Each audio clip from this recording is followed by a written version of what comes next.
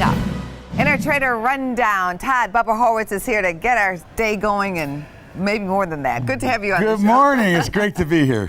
All right, so I have some questions to ask you, and I know you've not been a fan of this link between the market and oil, but come on, at some point, don't you see a bit of a drive here happening? No, I don't. I think that oil is on its own way. I mean, oil is a commodity that is being driven up by the economy, but not by the stock market. They go in separate ways. One of the things we're trading here is the weak dollar.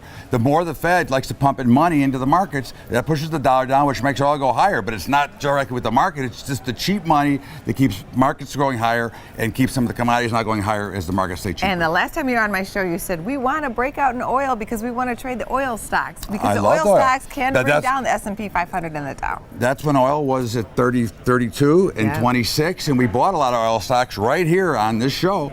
And now they're up at the level now. I think that we're going to see a pullback. I like oil. I'm going to look to buy it, but I think we've got probably a little run back to either 40 or into the high 30s, and then I would look to be a buyer. Okay, let's take a look at this Facebook situation too, because as you know, there's some scuttlebutt from maybe Probably from the conservatives. They're probably mouthing off and saying that they're not getting a they're fair not getting feed. enough play on Facebook. So I think that's Facebook says no, that's not true. I happen to believe Facebook in this case. I think that's probably totally false. I think that this is more probably, some conservative who's saying, hey, we're not getting enough coverage.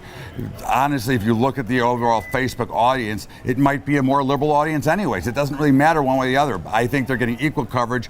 Mark Zuckerberg is one of the smartest guys around. He built a monster company that will probably be the first $1 trillion corporation before it's all done. Overall, he would not do this, in my opinion, nor would he have anybody do this. I think that it's just a bunch of you-know-what. And it doesn't hurt the stock. The stock is, going to make a new high. I think if you own it, it's probably time to either take a little profit or protect what you own. But I think that, again, I do believe it'll be the first $1 trillion corporation in America. Anything else you're trading? I'm looking to be honest to the short side, but right now, the problem with the market right now is it's so much in consolidation with such a lack of volume.